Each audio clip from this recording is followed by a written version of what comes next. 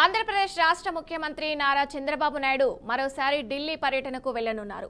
ఈ నెల 15 అలాగే 16 తేదీలలో 2 రోజుల పాటు ఢిల్లీలో పర్యటించబోతున్నారు. ఈ మేరకు షెడ్యూల్ కూడా ఖరారైంది. ప్రధాని నరేంద్ర మోదీ, కేంద్ర హోంశాఖ మంత్రి అమిత్ షాలతో పాటు పలువురు కేంద్ర మంత్రులతో చంద్రబాబు సమావేశం కాబోతున్నట్టు తెలుస్తుంది.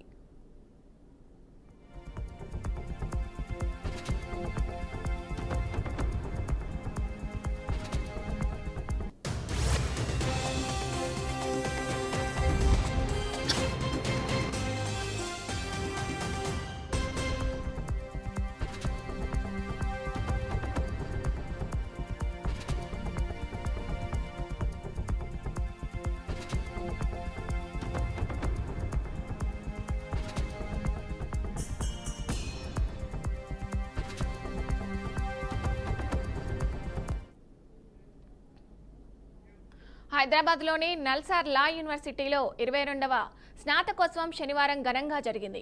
ఈ వేడుకకు భారత ప్రధాన న్యాయమూర్తి జస్టిస్ బిఆర్ గవాయ్ ముఖ్య అతిథిగా హాజరయ్యారు. సీఎం రేవంత్ రెడ్డి, సుప్రీంకోర్టు న్యాయమూర్తి justice PS Narasimha, Telangana high court chief justice, NALSAR university chancellor justice Sujoy పాల్లు ఈ కార్యక్రమంలో పాల్గొన్నారు. అంతకుముందు జస్టిస్ గవాయ్తో సీఎం రేవంత్ రెడ్డి ప్రత్యేకంగా భేటీ అయ్యారు.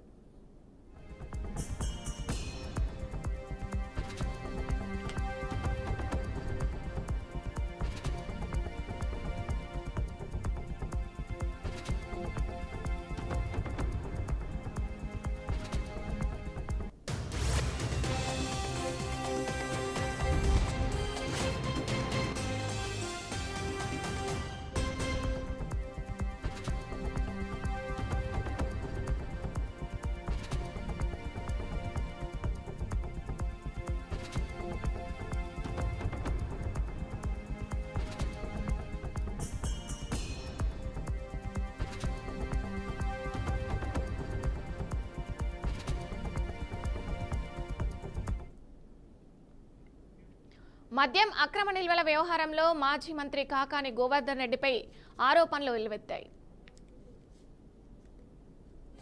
అయితే ఈ కేసులో ఆయనను ఎక్సైజ్ అధికారులు కస్టడీకి తీసుకున్నారు. ఉదయం నుంచి సాయంత్రం వరకు పలు ప్రశ్నలు సంధించారు.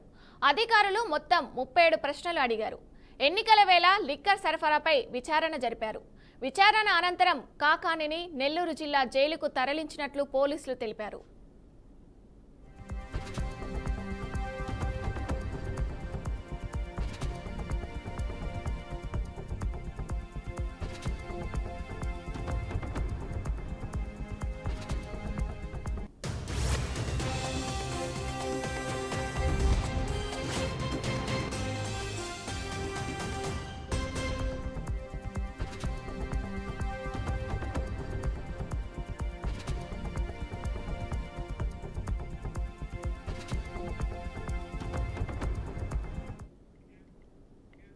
నెల్లూరు జిల్లా బాపనపల్లి గ్రామ శివారులో అక్రమంగా మైనింగ్ నిర్వహిస్తున్నారని గ్రామస్తులు ఆందోళన వ్యక్తం చేస్తున్నారు. బ్లాస్టింగ్ సమయంలో భారీ శబ్దాలు, కంపనాల వల్ల ఇళ్లు, గోడలు పగిలిపోతున్నాయన్నారు. పశువులు, జీవజాలం భయంతో పరుగులు పెడుతున్నాయని వాపోతున్నారు. గ్రామానికి 200 మీటర్ల దూరంలోనే తవ్వకాలు జరుగుతున్నాయని స్థానికులు చెప్తున్నారు. ప్రాణ భయంతో ఇళ్లలో ఉండలేకపోతున్నామని ఆవేదన వ్యక్తం చేశారు. అధికారులు జోక్యం చేసుకుని వెంటనే మైనింగ్ను నిలిపివేసి తమ ప్రాణాలు కాపాడాలని గ్రామస్తులు కోరుతున్నారు.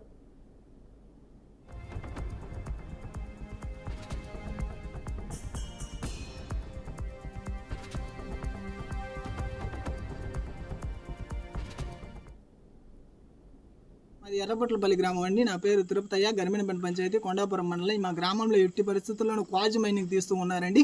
వెంటనే ఈ క్వాజ్ మైనింగ్ని ఆపాలి. గ్రామంలో అసలు ఉండే పరిస్థితి లేదు. ఆ రాళ్ళు వచ్చి మాకు ఇళ్ల మీద తగులుతున్నాయి, మాకు అందరికీ దెబ్బలు కూడా తగులుతున్నాయి. అసలు ఇళ్లలో ఉండే పరిస్థితే లేదు. ఆ మైనింగ్ ఆపకపోతే మేము ఊరు వదిలిపెట్టైనా వెళ్ళిపోతాం. ఆ మైనింగ్ ఒకేసారి 30-40 బాంబులు పెట్టి కొట్టడం వల్ల అసలు గ్రామంలో ఉండే పరిస్థితే లేదు. ఆడవాళ్ళు, పిల్లలు అందరినీ తీసుకుని వచ్చి ఇళ్ళకాడ రోడ్ బయట బజార్లో రోడ్ల మీద నిద్రపోతా ఉన్నారు రాత్రులు. అధికారులు ఎంత చెప్పినా కానీ అసలు పట్టించుకోవడం లేదు. నాయకులు ఎవరు పట్టించుకోకపోయా అసలు ఈ ఊర్లో ఉండే పరిస్థితే లేదు. 30-40 గ్రామం ఇల్లు కూడా దేవాలయాలు కట్టుకోమన్నా దేవాలయాలు చుట్టే తీస్తున్నారు. గంగ దేవాలయాలు ఉంటే గంగ దేవాలయం చుట్టే తీస్తున్నారు. ఊరికి 100 అడుగుల దూరంలో కూడా తీస్తే మేము గ్రామంలో ఎలా జీవించాలి? అసలు ఎట్టి పరిస్థితుల్లోనైనా సరే ఈ మైనింగ్ని ఆపాలి. చిన్న చిన్న మైనింగ్లు ఇళ్ల చుట్టూ తీస్తున్నారు. వెంటనే దీని మీద తగిన చర్యలు తీసుకొని వాళ్ళ మీద యాక్షన్ తీసుకోవాలి. ఈ క్వార్జ్ మైనింగ్ని వెంటనే ఆపాలి. లేకపోతే మేము ఊరు వదిలిపెట్టానా వెళ్ళిపోవాలి. మమ్మల్ని ఇంకా చంపైనా సరే ఊరు ఖాళీ చేయించండి. మరి ఇంత అన్యాయం ఎక్కడా లేదు. మా గ్రామంలో క్వార్జ్ మైనింగ్ విపరీతంగా తీస్తున్నారు. మారుమూల గ్రామాల్లో ఈ విధంగా చర్యలు తీసుకోవడం అనేది చాలా విషయం. మా ఊర్లో పర్టికులర్లీ ఇష్యూ ఏంటంటే ఈ క్వార్జ్ మైనింగ్ నియర్ బై విలేజ్కి 200 మీటర్స్ లెవెల్లో ఆల్మోస్ట్ చిన్న చిన్న గుంతలు లెక్కన వాళ్ళకి ఇష్టం వచ్చినట్టు తవ్వుతూ ఉన్నారండి. ఇది ఎట్టి పరిస్థితుల్లో మాకు శ్రేయస్కరం కాదు. మాకు పర్టికులర్లీ గొర్రెలు బర్రెలు పోయేటప్పుడు చాలా ఇబ్బంది జరుగుతుంది. రేపు వాటర్ రిసోర్సెస్ పెరిగినప్పుడు ఆ గుంతలు అయిపోయేసి మా ఎక్కడైనా ఏమైనా ఇన్సిడెంట్ జరిగే ఛాన్సెస్ ఉంది. ఇమ్మీడియట్లీ దాన్ని ఆపాలని మేము కోరుకుంటున్నాం. నేను ఎర్రపట్లపల్లి సార్, నా పేరు వెంకట సుబ్బయ్య. పోతే ఇప్పుడు గొర్రెలు ఉన్నాయి సార్, మాకు గొర్రెలు పోతే బెదురుతుండయి, వాళ్ళు బాంబులు వెళ్తుండ్రు. పోతే గంగమ్మ దేవాలయం ఉందడా, అయితే ఆ గుడి కాడికి పోయినా కానీ ఆగట్లేదు. ఇంట్లోకి వస్తుండే సార్ బాంబులు, ఇంట్లో కూడా గొర్రెలు ఉండట్లేదు, బెదురుతుండయి, అటు ఎగురుతోగుతుండే ఇటు ఎగురుతోగుతుండే, పెద్ద ఇబ్బందిగా ఉంది సార్. మరి మీరు ఏదైనా ఆ రాళ్ళు రాకుండా మాకు చూడండి సార్, ఆ కోరి ఆపండి సార్. మా ఊర్లో పర్టికులర్ నెల్లూరు జిల్లా ఉదయగిరిలో బావా మరుదుల మధ్య ఘర్షణ దారుణ హత్యగా మారింది. ఆల్కైర్ ఫంక్షన్ హాల్ వ్యవహారంలో ఉద్భవించిన తగాదాలో బావా హనీష్, బామ్మర్ది హమీద్ మధ్య ఘర్షణ జరిగింది. ఇనప రాడ్లు, కత్తులతో జరిగిన దాడిలో హమీద్ అక్కడికక్కడే మృతి చెందాడు. గతంలో ఈ ఫంక్షన్ హాల్ విషయంలో ఇద్దరి మధ్య కోర్టు వివాదం కొనసాగుతున్నట్లు సమాచారం. ఆర్థిక వ్యవహారాలే హత్యకు దారితీసినట్టు పోలీసులు అనుమానిస్తున్నారు. కేసు నమోదు చేసి దర్యాప్తు ప్రారంభించారు.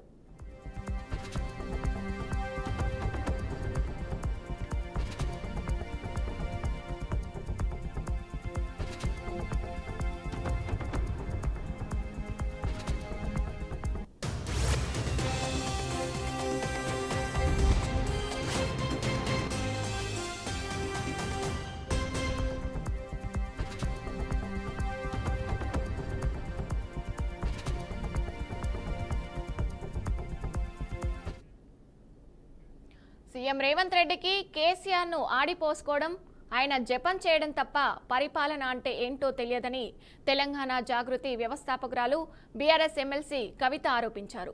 ఇవాళ ఆమె మహిళలకు ఇచ్చిన హామీలు అమలు చేయాలని డిమాండ్ చేస్తూ కేశంపేట మండలం కాకునూరు గ్రామంలో పోస్టు కార్డుల ఉద్యమానికి శ్రీకారం చుట్టారు.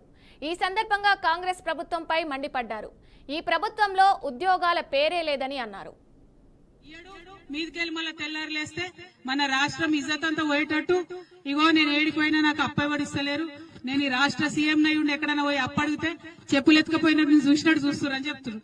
ఇక మరి ఇట్లా మాట్లాడితే అప్పు వస్తుందా, రాష్ట్రం బాగుపడుతుందా, ముంగట పడుతుందా, ఒక్కసారి ఆలోచన చేయాలి.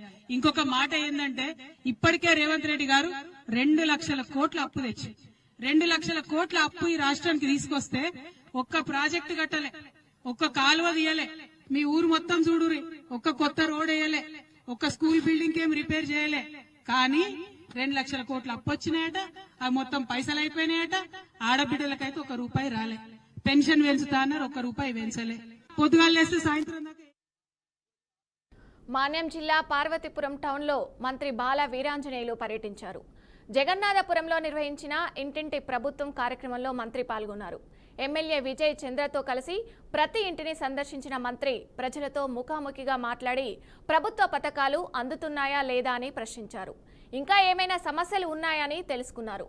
వైసీపీ ప్రభుత్వం అనవసరంగా రాద్ధాంతం చేస్తుందని, అక్రమ కేసులు బనాయిస్తున్నట్టు ఆయన విమర్శించారు.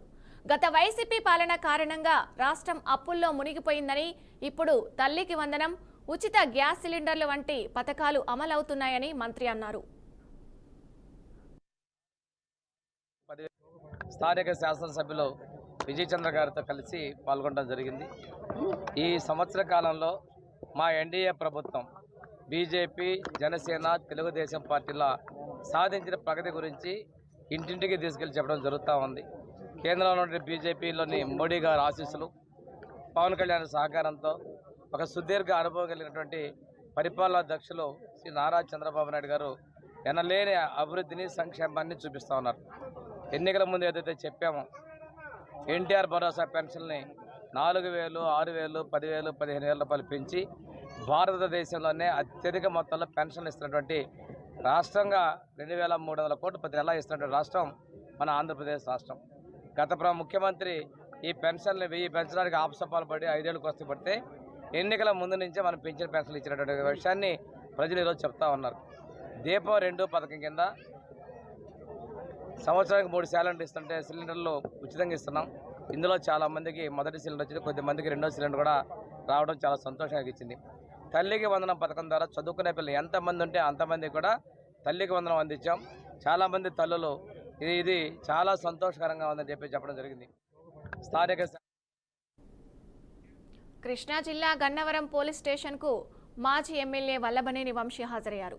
ఇటీవల తీవ్ర జ్వరంతో బాధపడుతున్న ఆయన విజయవాడలోని ఓ ప్రైవేట్ ఆసుపత్రిలో చికిత్స పొందుతున్నారు. అయితే కోర్టు ఆదేశాల మేరకు అనారోగ్య పరిస్థితుల్లోనూ పలు పోలీస్ స్టేషన్లకు హాజరై సంతకాలు చేశారు. వంశీ రాకతో గన్నవరం పోలీస్ స్టేషన్ వద్ద కొంత ఉద్రిక్తత నెలకొంది. తీవ్ర అనారోగ్యంతో ఉన్నప్పటికీ విచారణకు హాజరైన వంశీని చూసి ఆయన అనుచరులు ఆందోళన వ్యక్తం చేశారు.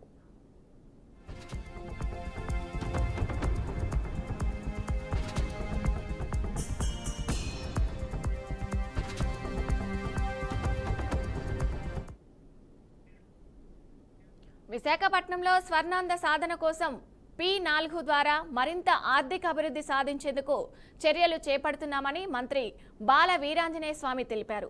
జిల్లా కలెక్టర్ ఆధ్వర్యంలో నిర్వహించిన విజన్ యాక్షన్ ప్లాన్ సమీక్షా సమావేశంలో పాల్గొన్నారు. ఈ సమావేశానికి వివిధ శాఖల జిల్లా అధికారులు, నియోజకవర్గ ప్రత్యేక అధికారులు, ఆర్డీఓలు హాజరయ్యారు. ముఖ్యమంత్రి చంద్రబాబు విజన్ ఉన్న నాయకుడని మంత్రి ప్రశంసించారు. భావితరాల భవిష్యత్తు కోసం ముందడుగు వేద్దామని తెలిపారు. బంగారు కుటుంబాలను ఎంపిక చేయడంతో పాటు అవసరమైన సాయం అందించడానికి ముందుకు వచ్చే మార్గదర్శులను గుర్తించాలని బాల వీరాంజనేయ స్వామి వివరించారు. కుటుంబాల ద్వారా దత్తత తీసుకోవడం, వాళ్ళని సామాజికంగా, ఆర్థికంగా అన్ని విధాల్లో ఎంపవర్ చేయాలన్నటువంటి ఒక లక్ష్యంతో తీసుకెళ్తున్నారు. ఈ మహాసేవక కార్యక్రమాన్ని 2029కి ఈ రాష్ట్రంలో పేదరికాన్ని తొలగించాలి అనేటువంటి మహాసంకల్పంతో గౌరవ ముఖ్యమంత్రి శ్రీ నారా చంద్రబాబు నాయుడు గారు ముందుకెళ్తున్నారు. ఇప్పటికే చాలా చోట్ల మార్గదర్శుల ద్వారా బంగారు కుటుంబాలను దత్తత తీసుకోవటం, వారి ద్వారా ఈ కార్యక్రమాలని వాళ్ళని ఎంపవర్ చేసే కార్యక్రమాలను కూడా చేపట్టడం జరిగింది. ప్రతి ఒక్క కాన్స్టిట్యున్సీకి కూడా ఆ కాన్స్టిట్యున్సీలో ఉన్నటువంటి ఎమ్మెల్యే చైర్పర్సన్గా, స్పెషల్ ఆఫీసర్ కన్వీనర్గా ఆ కాన్స్టిట్యున్సీలో కూడా ఈ బంగారు కుటుంబాలని డేటా వాళ్ళకి ఇవ్వడం కూడా జరుగుతుంది. ఎప్పుడూ లేని విధంగా కాన్స్టిట్యున్సీ స్థాయిలో కాన్స్టిట్యున్సీ లెవెల్ ప్లానింగ్ బోర్డ్స్ కూడా ఏర్పాటు చేయడం జరిగింది. వీటన్నిటి లక్ష్యం కూడా స్వర్ణాంధ్ర సాధనలో పేదరిక నిర్మూలన కోసం మనం ముందుకెళ్తా ఉన్నాం. ఎన్డీఏ ప్రభుత్వం, తెలుగుదేశం, జనసేన, బీజేపీ పార్టీల ఉమ్మడి ప్రభుత్వం అధికారంలోకి వచ్చిన తర్వాత విశాఖపట్నం మీద పారిశ్రామికంగా అభివృద్ధి పథం నడిపించాలనే ఉద్దేశంతో చాలా పరిశ్రమకి ఈరోజు మనం తీసుకురావడం. నంద్యాల జిల్లా బనగామపల్లిలో వైసీపీ ఆధ్వర్యంలో స్థాయి విస్తృత కార్యకర్తల సమావేశం ఘనంగా జరిగింది. ఈ సమావేశంలో మాజీ ఎమ్మెల్యే రామిరెడ్డి బాబు ష్యూరిటీ మోసం గ్యారంటీ అనే పేరుతో రూపొందించిన క్యూఆర్ కోడ్ పోస్టర్ను విడుదల చేశారు. అనంతరం బీసీ జనార్దన్ రెడ్డి మంత్రి అయ్యాక బనగామపల్లిలో బీసీజేఆర్ టాక్స్ పేరుతో ప్రజలపై భారంగా మోపుతున్నారని ఎమ్మెల్యే అన్నారు. అక్రమ కేసులు పెట్టించి మైనార్టీ ప్రజలను కూడా జైల్లోకి పంపడం జరుగుతుందని, కూటమి ప్రభుత్వం రెడ్ బుక్ రాజ్యాంగం పేరుతో అరాచకాలు సృష్టించిందని వివరించారు. అయితే వైసీపీ కార్యకర్తలు అధైర్యపడవద్దని, ప్రతి ఒక్కరికి పార్టీ అండగా ఉంటుందని రామిరెడ్డి హామీ ఇచ్చారు. ఒక్కొక్క టన్నుకు 220 రూపాయలు ఈ బీసీ జనాంగం మీద వసూలు చేయడం జరుగుతూ ఉంది. ఈ నియోజకవర్గంలో నియోజకవర్గంలో అన్ని వైపులా ఇటు మొత్తం కానీ అటు తాడిపత్రి కానీ మరి ఎక్కడ చూసినా కూడా చెక్పట్టు దగ్గర సొంతంగా ప్రైవేట్ వ్యక్తులు పెట్టి కేవలం 550 రూపాయలకు అమ్మవలసిన ఇసుక ఈరోజు 770 అమ్ముతా ఉన్నారు. మళ్ళీ ఇంటి దగ్గర తీసుకుంటే 200, దాదాపు 900 రూపాయలే ఈరోజు ఒక డాక్టర్ కొనాలంటే కూడా మరి పరిస్థితి ఉంది. ఒక టన్నుకు 900 రూపాయలు వసూలు చేసే పరిస్థితి వస్తా ఉంది. ఈరోజు చాలా మంది మనగానపల్లి టౌన్లో చాలా మంది ఉన్నారు, చాలా మంది కూడగలని వాళ్ళు ఉన్నారు. ఏదైనా కూడా వేరేదారు అంటే కేవలం ఆ ఇల్లు కన్స్ట్రక్షన్ చేసి చేసుకునే వాళ్ళు ఉన్నారు. అదేవిధంగా ఈ మధ్య కార్పెంటర్లు ఉన్నారు. ఈరోజు కార్పెంటర్ల కోసం నేను ఒక కాలనీ ఏర్పాటు చేసి రాష్ట్రంలో ఎక్కడా లేని విధంగా ఒక్కొక్క టన్నుకు 220 రూపాయలు ఈ బీసీ జనాంగం మీద వసూలు చేయడం జరుగుతూ ఉంది. ఈ నియోజకవర్గంలో హెక్టేర్ నియోజకవర్గంలో అన్ని వైపులా ఇటు కోసం కానీ అటు తాడిపత్రి కానీ మరి ఎక్కడ చూసినా కూడా చెక్పట్టు దగ్గర సొంతంగా ఎంజీఎం ఆసుపత్రిలో మృతదేహం మారిన ఘటనలో సంచలన మలుపు చోటు చేసుకుంది. చనిపోయాడని భావించిన గోక కుమారస్వామి అనే వ్యక్తి అసలు మృతుడే కాదని వరంగల్ పోలీసులు తాజాగా ధృవీకరించారు. ప్రస్తుతం ఆయన ఎంజీఎం ఆసుపత్రిలోనే చికిత్స పొందుతూ ఉన్నారని వెల్లడించారు. తొర్రూరు మండలం వెలికట్టకు చెందిన కుమారస్వామి ఎంజీఎంలో చికిత్స పొందుతున్నారు. ఆయన మరణించాడని ఆసుపత్రి సిబ్బంది కుటుంబ సభ్యులకు ఒక మృతదేహాన్ని అప్పచెప్పారు. ఇది తీసుకువెళ్లి ఖననం చేసే సమయానికి అసలు విషయం బయటపడింది. ప్రస్తుతం కుమారస్వామి చికిత్స పొందుతున్నారు. మరి అప్పచెప్పిన మృతదేహం ఎవరిదనే దానిపై పోలీసులు విచారణ చేస్తున్నారు. ఆసుపత్రి సిబ్బంది నిర్లక్ష్యం వల్లే ఇలా జరిగిందని ఆరోపిస్తున్నారు.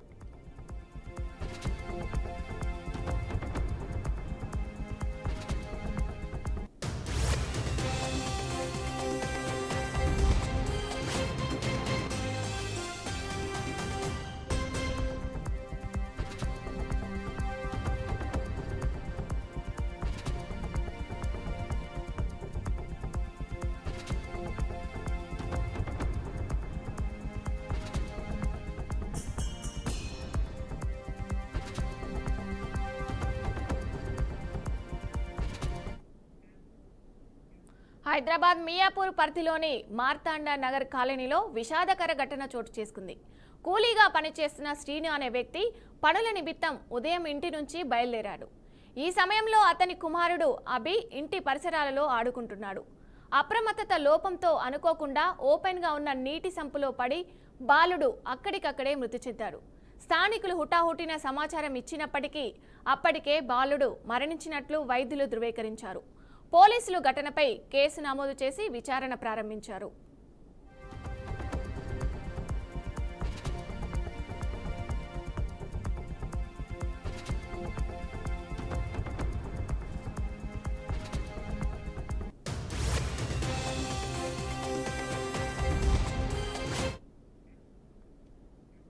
శ్రీకాకుళం జిల్లా జి సింగాడ మండలంలోని దాలం రాజు వలస గ్రామంలో ఉద్రిక్తత చోటు చేసుకుంది.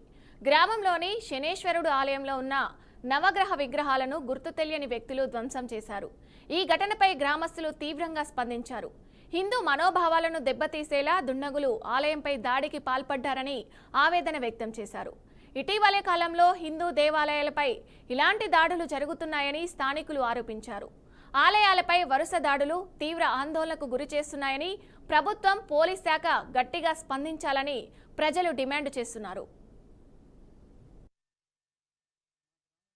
ఎన్నడూ లేని విధంగా ఈరోజు తెల్లవారి ప్రాథమికంగా మా వాళ్ళు 2-3 చూసిన తర్వాత మాకు తెలిసిన సమాచారం మేరకు ఈ శనిగ్రహ ఆలయం ఏదైతే ఉందో మేము ఈ మధ్యనే 2025 ఫిబ్రవరి నెల మేము ప్రతిష్ఠ చేయడం కూడా జరిగింది. కొత్త ఆలయం అది. అందులో నవగ్రహాలు మేము ప్రతిష్ఠింపజేయడం జరిగింది. ఆ నవగ్రహాలు మొత్తం తెల్లవారు వచ్చి చూసారు మాత్రం ఎవరు మాత్రం గుర్తు తెలియని దుండగులు మాత్రం అది పగలగొట్టేశారన్నమాట. తల మొండు మొత్తం వేరు చేసి చాలా దారుణంగా పగలగొట్టేసారు. చాలా బాధాకరం అనిపించింది.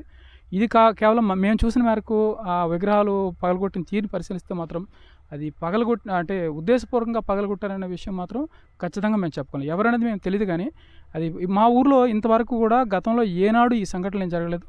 మా ఊరు భక్తిపరంగా, హిందూ మతం పరంగా చాలా బాగా అన్ని పండుగలు అందరూ సమిష్టిగా, కుల మత భేదాలు ఇది లేకుండా అందరూ సమిష్టిగా జరుపుకుంటాం.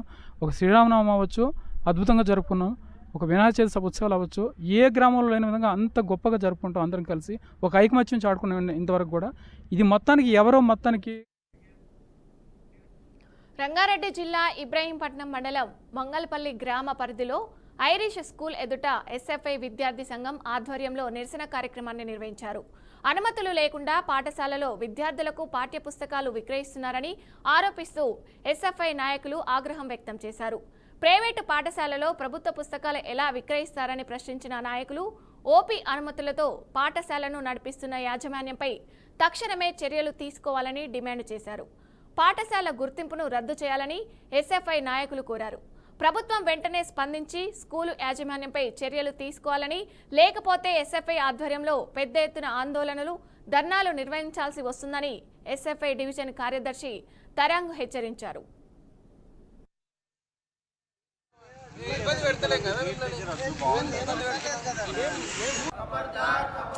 విద్యార్థులతో చెలగాటమా,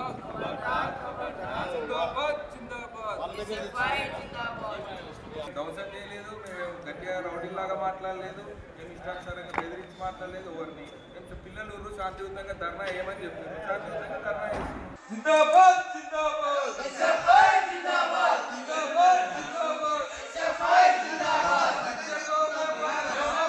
స్టాఫ్ కానీ నాన్ టీచింగ్ స్టాఫ్ కానీ ఈరోజు ఇష్టానుసారంగా మాట్లాడుతున్నటువంటి పరిస్థితి ఉంది. ఈరోజు మేము ధర్నా చేయడానికి వచ్చినాం. ఒక విద్యార్థి సంఘంగా మాకు హక్కు ఉంది చేయడానికి. ఈరోజు మేము విద్యార్థి ఆర్గనైజేషన్గా ఎస్ఎఫ్ఐ, భారత విద్యార్థి ఫెడరేషన్ ఎస్ఎఫ్ఐగా ఈరోజు శాంతియుతంగా ధర్నా చేయడానికి వస్తే ఈరోజు అందరూ మా మీద ఒక రౌడీల్లాగా ఈరోజు మా మీదకి రావడం అనేది జరుగుతూ ఉంది. కాబట్టి దీన్ని వెంటనే ఈ పర్మిషన్ని రద్దు చేయాలి, ఈ గుర్తింపు లేని స్కూళ్ళని వెంటనే మూసివేయాలని చెప్పేసి భారత విద్యార్థి ఫెడరేషన్ ఎస్ఎఫ్ఐగా మేము డిమాండ్ చేస్తూ ఉన్నాం. లేని పక్షాన ఈరోజు తెలంగాణ రాష్ట్ర వ్యాప్తంగా లేదా జిల్లా వ్యాప్తంగా ఈ ఐరీ స్కూల్ పైన ప్రత్యేకంగానే ఈరోజు దృష్టి పెట్టి దీన్ని మూసేంత వరకు కూడా మా విద్యార్థి సంఘంగా మేము ఎప్పుడు పోరాటం చేస్తాం. ఈరోజు డైరెక్టర్ సార్ ఫోన్ చేసి మాట్లాడుతూ ఉన్నాడు. ఈరోజు ఇస్తాను సార్ స్టాఫ్ కానీ నాన్ టీచింగ్ విద్యార్థులతో చెలగాటమా,